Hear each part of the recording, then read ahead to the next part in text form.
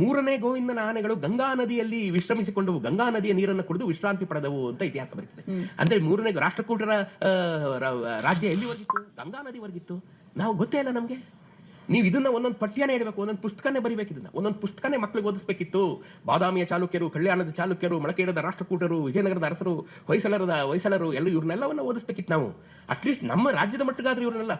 ಇಷ್ಟು ದೊಡ್ಡ ಪ್ರಖ್ಯಾತ ರಾಜವಂಶಗಳು ಇನ್ನೆಲ್ಲಿಯೂ ಬಂದಿಲ್ಲ. ನಮ್ಮ ಕರ್ನಾಟಕದಲ್ಲೇ ಬಾದಾಮಿ ಚಾಲುಕ್ಯರು, ಕಲ್ಯಾಣದ ಚಾಲುಕ್ಯರು, ವೆಂಗಿಯ ಚಾಲುಕ್ಯರು, ರಾಷ್ಟ್ರಕೂಟರು, ಹೊಯ್ಸಳರು, ವಿಜಯನಗರ, ಇಂಥ ದೊಡ್ಡ ಜಗದ್ವಿಖ್ಯಾತಿಯಾದಂಥ ರಾಜವಂಶಗಳು ಒಂದೇ ರಾಜ್ಯದಲ್ಲಿ ಬಂದಿರೋದು ನಮ್ಮ ಕರ್ನಾಟಕದಲ್ಲೇ. ಇನ್ಫ್ಯಾಕ್ಟ್ ನಾನು ಹೇಳ್ಬೇಕಂದ್ರೆ ಕರ್ನಾಟಕದ ಇತಿಹಾಸ ಅಂದ್ರೆ ಅದು ಉತ್ತರ ಕರ್ನಾಟಕದ ಇತಿಹಾಸ. ಇದು ಇನ್ನೊಂದು ದುರಂತ. ಇವತ್ತು ಉತ್ತರ ಕರ್ನಾಟಕ ಯಾಕೆ ಇಷ್ಟು ಹಿಂದುಳಿದಿದೆ ಅನ್ನೋದಕ್ಕೆ ನೋಡಿ ಎಷ್ಟು ದುರಂತ ಇದು ಅಂತ.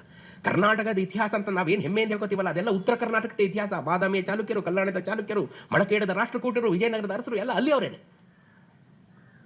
ಜಗದ್ವಿಖ್ಯಾತಿಯಾಗಿದ್ದವರು. ಬರೀ ಭಾರತದಲ್ಲ, ಇಡೀ ಜಗತ್ತಲ್ಲೇ ವಿಖ್ಯಾತಿ. ಕನ್ನಡ ಅಂತ ಒಂದು ಭಾಷೆ ಇದೆ ಅಂತ ಜಗತ್ತಿಗೆ ಪರಿಚಯ ಮಾಡಿಸ್ಕೊಟ್ಟವರು ಬಾದಾಮಿಯ ಚಾಲುಕ್ಯರು.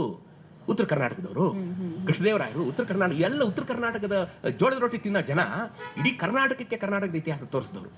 ನಾವು ಉತ್ತರ ಕರ್ನಾಟಕದ ಇವತ್ತು ಯಾವ ಮಟ್ಟಕ್ಕೆ ನಾವು ನೋಡ್ಕೊತಾ ಇದ್ದೀವಿ ಅಲ್ವಾ? ಬಹಳ ದುರಂತ ಇದು. ಇದನ್ನ ನಾವು ನಮ್ಮ ನೆಲಕ್ಕೆ ಪರಿಚಯ ಮಾಡಿಸ್ಬೇಕಾಯ್ತು.